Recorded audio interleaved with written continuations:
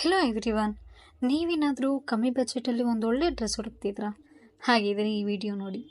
ನಾನು ಈ beautiful maroon floral maxi ಡ್ರೆಸ್ನ ಅಮೆಝಾನಲ್ಲಿ ಶಾಪ್ ಮಾಡಿದೆ.